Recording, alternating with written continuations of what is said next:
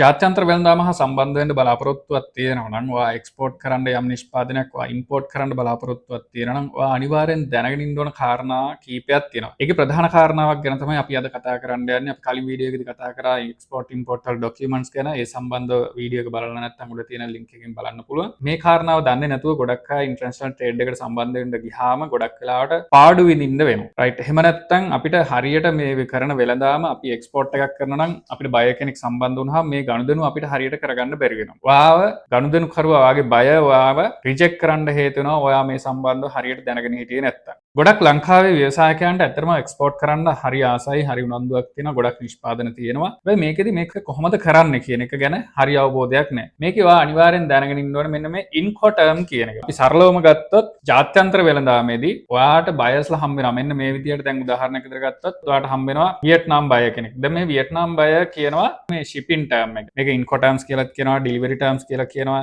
ඊළඟට shipping terms කියලාත් කියනවා. මේ shipping term එක විවිධ රටවල් වල ඉන්න බයර්ස්ලා එහෙම නැත්නම් ඔයා import කරන්න ගියාම suppliersලා දෙන මේ term එක වෙනස්. right. උදාහරණයක් විදිහට ගත්තොත් වියට්නාම් බයර් කෙනෙක් කියනවා මෙයා CIF තමයි මෙයාගේ incoterm එක තියෙන්නේ. ඊට පස්සේ කැනඩා කෙනෙක් ඉන්නවා. මේ කැනඩා එක්කෙනා කියනවා මෙතන CIF or FOB කියලා. right. ඔයාලට පේන නැති එතකොට මෙයා incoterms දෙකක් දීලා තියෙනවා. ඊළඟට තව පල්ලෙහාට ගියාම කටාර් කෙනෙක් ඉන්නවා. එයාත් කියනවා FOB or CIF කියලා. right. මෙතනදී මේ කාරණාව අපි හරියට තේරුම් ගත්තේ නැත්නම් ප්‍රශ්න කීපයක් එනවා.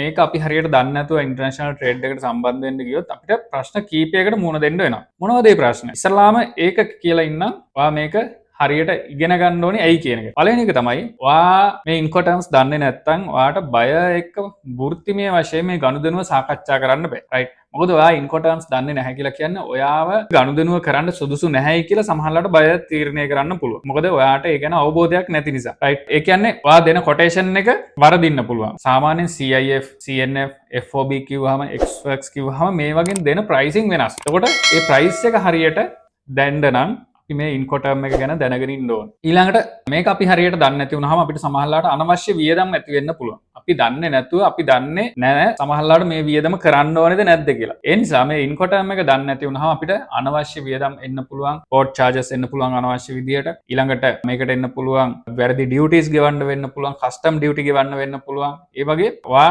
නොදැන කරන වියදම් එකතු වෙන්න පුළුවන්. අනිත් කාරණාව තමයි මේ භාණ්ඩ ප්‍රවාහනය කරනකොට ඔයා එක්ස්පෝර්ට් කරනකොට දැන් ලංකාවේ නම් ඔයා යන්නේ ජර්මනියට නම් ප්‍රොඩක්ට් එක යවන්නේ මේ අතරතුර මේ අතරමැද මොනවා හරි ප්‍රොඩක්ට් එක ඩැමේජ් වුණොත් right එහෙම නැත්නම් භාණ්ඩ බාර දුන්නාට පස්සේ මොනවා හරි හානියක් වුණොත් ඒ ප්‍රොඩක්ට් එකට කවුද වග කියන්නේ කියන එක තීරණය වෙන්නේ මේ ඉන්කොටර්ම් එක මත. ඔයා හරි ඉන්කොටර්ම් එක තෝරාගත්තේ නැත්නම් සමහරලාට ඔයා දන්නේ නැහැ ඔයාට ඒකට වග කියන්න වෙනවද කියලා. ඒ නිසා මේ ඉන්කොටර්ම් එක හරියට දැනගන්න ඕනේ. මේ ප්‍රොඩක්ට් එකේ තියෙන රිස්ක් එක කාටද? මේ ගනුදෙනුව අතරමැද යනකොට මොනවා හරි ඩැමේජ් එකක් වුණොත් ඒ වගකීම කවුද බාරගන්නේ කියන එක ඔයා හරියට දැනගන්න නම් මේ ඉන්කොටර්ම්ස් ගැන දැනගෙන ඉන්න ඕනේ. අනිත් කාරණාව තමයි ලංකාවේ ඉන්න එක්ස්පෝර්ටර්ස්ලා විදිහට අපිට වාසි සහගත ඉන්කොටර්ම්ස් මොනවද කියලා දැනගන්න ඕනේ. ඔයා ඉම්පෝර්ට් කරන්න බලාපොරොත්තු වෙනවා. ඔයා ඉම්පෝර්ට් කරනකොට ඔයාට වාසි සහගත ඉන්කොටර්ම් එක මොකක්ද කියලා දැනගන්න ඕනේ. ඔය වගේ දේවල් තීරණය වෙන්නේ මෙන්න මේ ඉන්කොටර්ම් එක මත. අනිත් කාරණාව තමයි බයර් හෝ සප්ලයර් එක්ක සිද්ධ වෙන්න පුළුවන් ගැටුම. ඒ කියන්නේ මොනවා හරි ප්‍රශ්න ඇති වෙන්න පුළුවන්. අපි හරි ඉන්කොටර්ම් එක අපි දැනගෙන නැතුව දුන්නොත් සාමාන්‍යයෙන් අපි ඉන්කොටර්ම් එක ගැන හරි අවබෝධයක් නැතුව අපි ප්‍රයිසින් දුන්නොත් මේකේ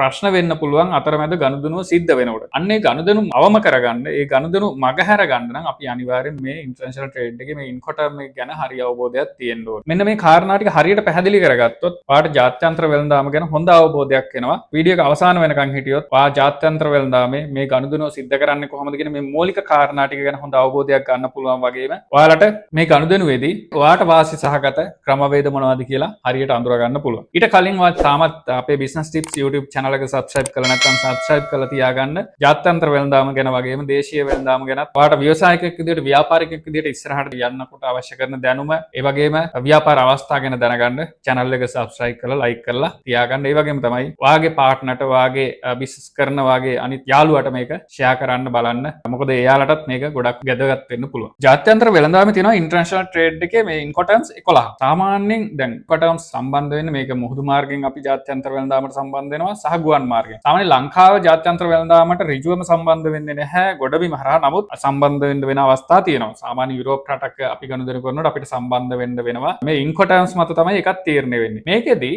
අපි මේ ඉන්කොටර්ම්ස් 11ම කතා කරන්නේ නැහැ. ලංකාවේ SME ලට small medium enterprises ලට වගේම ලංකාවේ අලුතෙන් ව්‍යාපාර පටන් ගන්න අයට වඩාත් පහසුවෙන් සාමාන්‍යයෙන් බහුලව භාවිතා කරන ඉන්කොටන්ස් 6ක් මේ සෙෂන් එකේදී කතා කරනවා. මේකෙදි මේ ඉන්කොටන්ස් 6 ගත්තාම ගොඩක් වෙලාවට බොහෝ දෙනෙක් පාවිච්චි කරන ඉන්කොටන්ස් ලංකාවේ 90%කට වඩා වැඩි ප්‍රමාණයක් මේ ඉන්කොටන්ස් එක තමයි ගනුදෙනුව සිද්ධ වෙන්නේ. එක්ස්පෝර්ට් කරත් ඉම්පෝර්ට් කරත් එහෙමයි. ඒකට මොනවද මේ ඉන්කොටන්ස් 6 ගැන කතා කරනකොට පළවෙනි ඉන්කොටර්ම් එක Xworks කියන ඉන්කොටර්ම් එක. මේ Xworks ඉන්කොටර්ම් එක ගත්තාම මේකෙදි වෙන්නේ දැන් අපි හිතමු අපේ ෆැක්ටරි එක තියෙන්නේ මහනුවර ප්‍රදේශය කියලා. ඒකට අපේ මහනුවර ප්‍රදේශයේ තමයි අපේ ෆැක්ටරි එක තියෙන්නේ. අපි ප්‍රොඩක්ට් එක යවනවා අපේ බයර් ඉන්නේ USA වල. ඒකට මෙතනදි වෙන්නේ මේ Xworks ඉන්කොටර්ම් එක යටතේ වෙන්නේ වාගේ USA ඉන්න බයර් වාගේ ෆැක්ටරි එකටම ඇවිල්ලා ප්‍රොඩක්ට් එක අරන් යනවා. රයිට්. අපි අපේ ෆැක්ටරි එකටම ඇවිල්ලා තමයි එයා ප්‍රොඩක්ට් එක අරන් යන්නේ. ඒකට මෙතනදී තියෙන වාසිය තමයි ඔයාට ෆැක්ටරි එකෙන් ප්‍රොඩක්ට් එක ඉෂුව කරන එක විතරයි කරන්නේ. එතන ඉඳන් සම්පූර්ණ වියදම් ටික සම්පූර්ණ කස්ටම් ඩියුටි ගෙවනවා. දැන් කැන්ඩි ඉඳන් කොළඹ වරායට යනකන් තියෙන වියදම, ඊට පස්සේ කොළඹ වරායේ නැවට පටවන වියදම, නැවේ ෆ්‍රේට් චාර්ජ් එක, ඊට පස්සේ ඉන්ෂුරන්ස් චාර්ජ් එක, ඊළඟට එයාගේ වරායෙන් අන්ලෝඩ් කරලා ඒ කස්ටම් ඩියුටි ගෙවන එක, ඒ ඔක්කොම කරන්නේ බයර්. එතකොට මෙතනදී මේක ඔයාට රිස්ක් එක අඩුම හොඳම ඉන්කොටර්ම් එක තමයි මේ Xworks කියන එක. හැබැයි ගොඩක් අය සමහරලාට FOB ප්‍රයිස් එකක් ඉල්ලපුවාම Xworks ප්‍රයිස් එක දෙනවා. ඒක වරද්ද ගන්න එපා. ඒක පටල ගන්න එපා. අපි ඉස්සරහට ඒ ගැන කතා කරනවා. මේ Xworks කියලා කියන්නේ බයර් ඔයාගේ වෙයාහවුස් එකටම ඇවිල්ලා ප්‍රොඩක්ට් මුදල් ගෙවලා අරන් යන එක තමයි මෙතනදී වෙන්නේ. මේකේ තියෙන වාසි තමයි සෙලර්ගේ රෙස්පොන්සිබිලිටි එක වෙන්නේ. ඒ කියන්නේ ඔයාට තියෙන රෙස්පොන්සිබිලිටි එක තමයි ඔයා ප්‍රොඩක්ට් එක නිෂ්පාදනය කරනවා, පැකින් කරනවා, ඉන්වොයිස් කරනවා, ප්‍රොඩක්ට් එක රෙඩි කරනවා, එක්ස්පෝර්ට් කරන්න අවශ්‍ය විදිහට. රයිට්. ඊළඟට බයර්ගේ රෙස්පොන්සිබිලිටි එක තමයි බයර් වාගේ බයර් ඇවිල්ලා ප්‍රොඩක්ට් එක පටවගෙන ඒක අරන් යන එක තමයි එයාගේ තියෙන ෆැක්ටරි එකෙන් පිකප් කරන එක, ඊළඟට ට්‍රාන්ස්පෝර්ට් කරගන්න එක, නැවට පටවන එක, ඒ හැම දෙයක්ම. එතකොට මේකෙදි වෙන්නේ ඔයා සම්පූර්ණයෙන්ම ඔයාගේ ෆැක්ටරි එක ඇතුළෙන්ම ඔයාගේ ප්‍රොඩක්ට් එකත් එක්කලා ඔයාට තියෙන රෙස්පොන්සිබිලිටිස් කොහොම එතනින් ඉවර වෙනවා. බයර්ට තමයි, ගනුම්කරුවට තමයි ඔය සම්පූර්ණ රෙස්පොන්සිබිලිටි එක බාර දෙන්නේ. සමහර වෙලාවට දැන් ලංකාවට ඉම්පෝර්ට් කරන අය ඔය චයිනා ගිහිල්ලා චීනෙන් ෆැක්ටරි එකටම ගිහිල්ලා ප්‍රොඩක්ට් එක අරගෙන ඒක නැව් ගත කරලා එහෙම නැත්නම් එයා කාගෝ වෙනවා නම් එයා කාගෝ එකට බාර දීලා එනවා. අන්න ඒකත් Xworks විදිහට තමයි ගන්න. ඊළඟ ඉන්කොටර්ම් එක තමයි FCA. දැන් ගොඩක් ලංකාවේ අය එක්ස්පෝර්ට් කරනකොට දැන් එයා කාගෝ වගේ යනවා නම් එයා කාගෝ වලට වඩාත්ම සුදුසු එක තමයි මේ FCA 2020 International Chamber of Commerce එකෙන් නිර්දේශ කරපු ඉන්කොටර්ම්ස් වල මේ FCA කියන ඉන්කොටර්ම් එක පාවිච්චි කරනවා එයා කාගෝ හරහා එක්ස්පෝර්ට් කරනකොට. මේකෙදි වෙන්නේ මේ FCA කියන ඉන්කොටර්ම් එක යටතේදී වෙන්නේ සප්ලයර් එහෙම නැත්නම් අපි සෙලර් තමන්ගේ ප්‍රොඩක්ට් එක බයර් එක්ක එකඟ වෙච්ච කරුණු කාරණාවලට අනුව එකඟ වෙච්ච ස්ථානයකදී තමන්ගේ නිෂ්පාදනය බයර් කියන කැරියර් එකට එහෙම නැත්නම් බයර් කියන ප්‍රවාහන මාධ්‍යයට මේ ප්‍රොඩක්ට් එක බාර දෙන එක තමයි මෙතනදී වෙන්නේ. මේකෙදි ගොඩක් වෙලාවට දැන් අපි ඔය සාමාන්‍ය ඉම්පෝර්ට් කරනකොට ගොඩක් අය කරන්නේ චයිනා වලින් ඉම්පෝර්ට් කරනවා ලංකාවේ ඉඳන් ප්‍රොඩක්ට් එක හදන සප්ලයර් එක්ක සම්බන්ධ වෙලා සප්ලයර්ට කියනවා මෙන්න මේ තැන තියෙන වෙයාහවුස් එකට ගිහින් බහණ්ඩේ බාර දෙන්න කියලා. අන්න ඒ වගේ එකක් තමයි මෙතනදී වෙන්නේ. ලංකාවේ ඔයා එක්ස්පෝර්ට් කරනවා නම් ලංකාවේ ඉන්න ලොජිස්ටික් කම්පැනි එකකට වෙන්න පුළුවන්, ෆ්‍රේට් ෆෝවර්ඩර්ට වෙන්න පුළුවන්.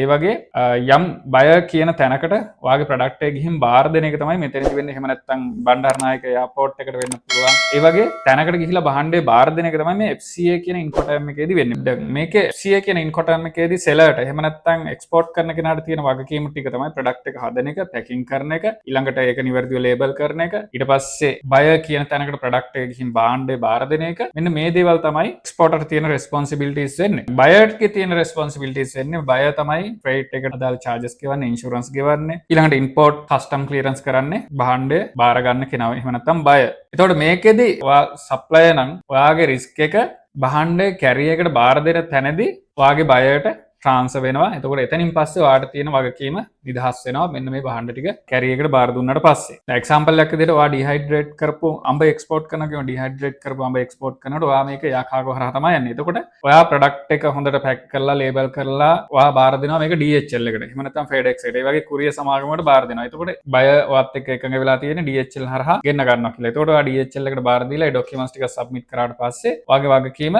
නිදහස් වෙනවා. එතනින් පස්සේ ඔයාගේ බයර් තමයි සම්පූර්ණ වගකීම බාරගන්න. ගොඩක් වෙලාවට මේ FCA කියන ඉන්කොටම් එක පාවිච්චි කරනවා ලංකාවෙන් ටී එක්ස්පෝර්ට් කරනකොට ෆ්‍රෙෂ් වෙජිටබල්ස් ඊට පස්සේ ෆ්‍රෙෂ් ෆෘට්ස් ඕර්නමන්ටල් ප්ලාන්ට්ස් ඊට පස්සේ ගාමන්ට්ස් වගේ දේවල් එයා කාගෝ යන ගොඩක් නිෂ්පාදන වලට මේ FCA කියන ඉන්කොටම් එක තමයි අදාළ වෙන්නේ. ඊළඟ ඉන්කොටම් එක තමයි FOB. මේකෙදි කරන්නේ දැන් උදාහරණයක් විදිහට ඔයාගේ ප්‍රොඩක්ට් එක තියෙන අනුරාධපුරේ නම් ඔයාගේ කැන්ඩි වල නම් තියෙන මේ ප්‍රොඩක්ට් එක අපි ගේන්න ඕනේ පැක් කරලා ඒ කන්ටේනර් එක එන්න ඕනේ කොළඹ වරායට. එතකොට මේක මේ FOB කියන ඉන්කොටම් එක පාවිච්චි කරන්නේ මුහුදු මාර්ගයෙන් ජාත්‍යන්තර වෙළඳාම හා සම්බන්ධ වෙනකොට. මේ ප්‍රොඩක්ට් එක කොළඹ වරායට ගෙනාවට පස්සේ නැවට පටවනකන් තියෙන සම්පූර්ණ වියදම් ටික එකතු කරලා තමයි ඔයාගේ බයර්ට ප්‍රයිස් එකක් දෙන්නේ. නැවට පටවනකන් තියෙන සම්පූර්ණ වියදම් නැව් ගාස්තුව ගෙවන්නේ නැහැ. හැබැයි නැවට පටවනකන් තියෙන සම්පූර්ණ charges ටික ගෙවලා එතකොට මේකට එනවා ඔයාගේ ප්‍රොඩක්ට් එක හදන්න ගිය කොස්ට් එක තියෙනවා කොළඹ වරායට ගෙනගන්න තියෙන ට්‍රාන්ස්පෝර්ට් කොස්ට් එක තියෙනවා ඊළඟට කස්ටම් ඩියුටි මොනවා හරි තියෙනවා නම් ඒවා තියෙනවා ඊළඟට පැකින් කොස්ට් එක ඔය වගේ කොළඹ වරායට ගෙනල්ලා නැවට පටවනකන් තියෙන සම්පූර්ණ වියදම් ටික එකතු කරලා තමයි මේකේ ඔයා ප්‍රයිස් එක දෙනකොට දෙන්න ඕනේ. මේකෙදී ඇතුළත් වෙන්නේ නැහැ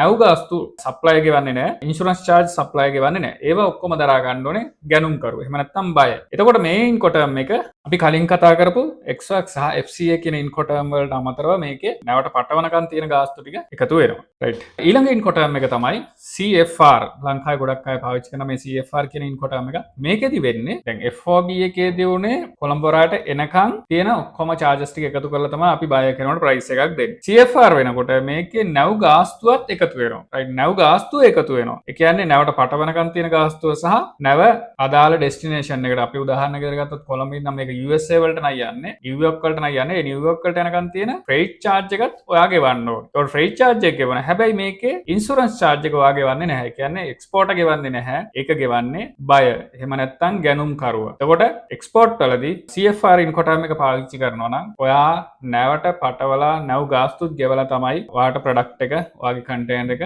අදාළ ගැනුම් කරුවා ගාවට යවන්න ඕනේ. එතකොට ඒකෙදී insurance charge එක ගෙවන්නේ ගැනුම් කරුවා. එතකොට insurance charge එක ගෙවනවා කියන්නේ එයා තමයි responsible. නැවට පැටවුවට පස්සේ නැවට පැටවුවට පස්සේ මේකේ responsibility එක තියෙන්නේ භාණ්ඩවලට මොන හරි damage එකක් වුණොත් ඒක වග කියන්නේ ගැනුම්කරු. රයිට්. ඒ නිසා හොඳට මතක තියාගන්න FOB එකේදී වෙන්නේ වායි නැව් ගාස්තු ගෙවන්නෙත් නැහැ insurance charges ගෙවන්නෙත් නැහැ. CFR එකේදී වෙන්නේ වා නැව් ගාස්තු ගෙවනවා. හැබැයි insurance charge එක ගෙවන්නේ නැහැ. insurance ගාස්තු ගෙවන්නේ නැහැ. සහ බයර්ගේ destination එකේ තියෙන import එකේ තියෙන custom duty ඒවා මුකුත් ගෙවන්නේ නැහැ. රයිට්. ඔයාලට පැහැදිලි ඇති කොහොමද CFR එක වෙන්නේ කියන එක.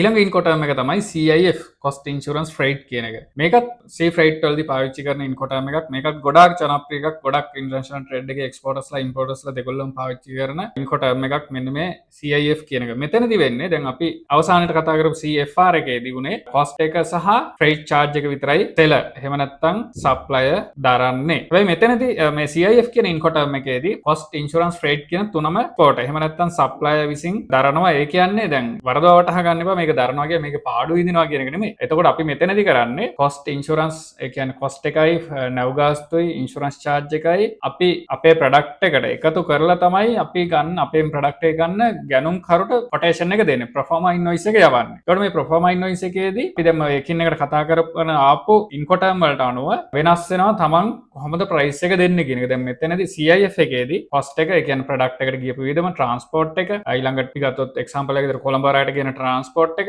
ඊට පස්සේ නැවට පටවන වියදම් කස්ටම් ඩියුටි තියෙනවා නම් ඒවා ඒ කියන්නේ ලංකාවේ කස්ටම් එකෙන් ගෙවනවා නම් තියෙන charges කස්ටම් charges ඊළඟට නැවට පටවනකොට තියෙන ඒ ගාස්තු සහ නැව් ගාස්තු නැවේ freight charge එක ඊළඟට insurance charge එකත් අපි එකතු කරලා තමයි අපේ ගැනුම් කරුට අපි quotation එකක් performa invoice එකක් දෙන්න ඕනේ. නිසා මෙතනදී වෙන්නේ දැන් insurance charge එක අපි ගෙව්වට එතනදී අපි insurance arrangement එකක් තමයි කරන්නේ. insurance එක arrange කරලා තියෙනවා මොනවා හරි නැවේ භාණ්ඩ ටික යනකොට damage එකක් වුණොත් ඒ damage එකට අනුව අවශ්‍ය කරන ක්ලේම් එක බයර්ට ගන්න පුළුවන්. රයිට්. ඕක තමයි එතනදී වෙන්නේ. ඒ නිසා cost insurance freight ඒ කියන්නේ CIF ඉන්කොටම් එකත් ගොඩක් ජනප්‍රිය ඉන්කොටම් එකක් international trade එකේ. රයිට්. ඊළඟට තවත් වැදගත් ඉන්කොටම්ස් දෙකක්. මේක ගොඩක් වෙලාවට අපි imports කරනකොට පාවිච්චි කරනවා වගේම export වලදීත් මේක තියෙනවා. හැබැයි export වලදී ලංකාවේ අය ගොඩක් මේක පාවිච්චි කරනවා අඩුයි. මේකෙදි වෙන්නේ මේක DAP term එක සහ DDP. ඒ කියන්නේ DAP කියන්නේ delivered at place, DDP කියනවා delivered duty paid. ඒතකොට DAP එක ගත්තාම මේකෙදි වෙන්නේ දැන් අපි උදාහරණයක් විදිහට අපි export එක්ස්පෝර්ට් කරන අඹ එක්ස්පෝර්ට් කරනවා ජර්මනියට. ජර්මනියට අඹ එක්ස්පෝර්ට් කරන්න ඩිහයිඩ්‍රේට් කරපු අඹ එක්ස්පෝර්ට් කරනවා. එතකොට ඔයාගේ අඹ තියෙන්නේ කුරුණෑගල. කුරුණෑගල ඉඳන් මේක යනවා අර අපි කියපු විදිහටම කොළඹ වරායට ගිහිල්ලා නැවට පටවලා ඉන්ෂුරන්ස් චාර්ජස් ගෙවලා යනවා. ඒ ඔක්කොම ටික මේකට ඇතුළත්. DAP ටර්ම් එකේදී ඇතුළත්. හැබැයි බයගේ එහෙම නැත්නම් ජර්මනියේ වරායට ගියාට පස්සේ එතන තියෙන කස්ටම් ඩියුටි එක සහ ඒ ක්ලියරන්ස් ටික කරන්නේ ඔයාගේ ගැනුම්කරුවා. බය තමයි කරන්නේ. හැබැයි ඒ කස්ටම් ඩියුටි එක ගෙවුවට පස්සේ ඉතුරු ප්‍රොසෙස් එක ඒ කියන්නේ ඔයාගේ ගැනුම්කරුවගේ වෙයාහවුස් එකට යන ට්‍රාන්ස්පෝර්ට් එක කරන්න ඕනේ ඔයා. කස්ටම් ඩියුටි ගෙවන්නේ නෑ ඔයා. හැබැයි කස්ටම් එකෙන් ක්ලියර් කරාට පස්සේ අදාළ ට්‍රාන්ස්පෝර්ට් එක ඒ බයගේ වෙයාහවුස් එකට එහෙම නැත්නම් ගෙදරට ඒ ලොකේෂන් එකට යනකන් තියෙන ට්‍රාන්ස්පෝර්ට් එක කරන්න ඕනේ ඔයා. ඒක තමයි DAP ටර්ම් එකේදී වෙන්නේ delivered at place. ඊළඟ එක තමයි DDP delivered duty paid. මේකෙදි වෙන්නේ දැන් අපි DAP එකේදී කස්ටම් ඩියුටි ගෙවුවේ නෑ, කස්ටම් චාර්ජස් ගෙවුවේ නෑ, ක්ලියරන්ස් කරේ නෑ. හැබැයි මේකෙදි සැපයුම් කරුවා සප්ලයර් විදියට ඔයා එක්ස්පෝර්ටර් විදියට ඔයා ඒ කස්ටම් ඩියුටි එක ගෙවලා බයර් ගාවට ගිහින් දෙන්න ඕනේ. බයර්ගේ වෙයාහවුස් එකට එහෙම නැත්නම් ලොකේෂන් එකට ගිහින් දෙන්න ඕනේ. ඒ ඔක්කොම වියදම් ටික එකතු කරලා තමයි ඔයා ප්‍රයිස් එකක් දෙන්න ඕනේ. ඔයා ප්‍රයිස් එක දෙන්නේ. එතකොට ඉන්ෂුරන්ස් චාර්ජස්, නැව ගාස්තු, නැවට පටවන වියදම් ඒ හැමදේම එකතු කරලා කස්ටම් ඩියුටි එකත් එකතු කරලා තමයි ඔයාට ඒ ඉන්ෂුරන්ස් චාර්ජ් එක කොටේෂන් එකක් දෙනවා නම් ඔයාගේ බයර්ට කොටේෂන් එක දෙන්න ඕනේ. දැන් ඕක ඔයා හොඳටම බලන්න. ඔයාලා ගොඩක් වෙලාවට ඉම්පෝර්ට් චයිනා වලින් Alibaba හරි AliExpress හරි එහෙම නැත්නම් විවිධ ඇප්ස් හරහා ඔන්ලයින් ප්ලැට්ෆෝම් හරහා ප්‍රොඩක්ට් ගේනකොට ඔයාගේ ප්‍රොඩක්ට් එක ගෙදරට ගෙනත් දෙනවනේ. ඔයා ගාවට එනවා කුරිය එකක් හරහා එනවා. හැබැයි ඒ ප්‍රොඩක්ට් එකට කස්ටම් ඩියුටි එකක් තිබිලා තියෙනවා. රයිට්. ඒකත් ගෙවලා තමයි ඔයාගේ ප්‍රොඩක්ට් එක ඔයා ගාවට එන්නේ. ඒකෙදි වෙන්නේ ඔය DDP ටර්ම් එක යටතේ තමයි ඒ ප්‍රොඩක්ට් එක ඔයා ගාවට එන්නේ. ඔන්න ඔය කාරණාව දැන් මේ අපි කතා කරේ සාමාන්‍යයෙන් ලංකාවේ SME ලට sea freight හරි air cargo හරි කරනකොට පොදුවේ භාවිතා කරන්න වෙන ගොඩක් අය භාවිතා කරන ඔයා දැනගෙන ඉන්න ඕන Incoterms 7ක් සම්බන්ධව DAP සහ DDP terms ගත්තාම ඔක්කොම Incoterms 7ක් අපි කතා කරා. මේක තමයි ඔයාලට ගොඩක්ම වැදගත් වෙන්නේ. මේ වගේ ජාත්‍යන්තර වෙළඳාම සම්බන්ධ මේකේ ડોකියුමන්ටේෂන්ස් පැත්ත ඔයාලට අපි කතා කරා කලින් වීඩියෝ එකකදී. ඒකත් ඔයාලට බලන්න පුළුවන්. ඒ වගේම බය කෙනෙක් හොයාගන්න කාරණා ඔයාලට බලන්න පුළුවන් මේ YouTube channel එකේ දාලා තියෙනවා. එක්ස්පෝර්ට් සම්බන්ධව මේ වගේ free හැමදේම ඉගෙන ගන්න channel එක subscribe කරලා like කරලා තියාගන්න. ඒ වගේම තමයි description එකේ දාලා තියෙනවා අපේ WhatsApp channel එකත්. ඒකටත් join වෙලා මේ තොරතුරු තවදුරටත් ඔයාලට අලුත් updates ලබා ගන්න පුළුවන්.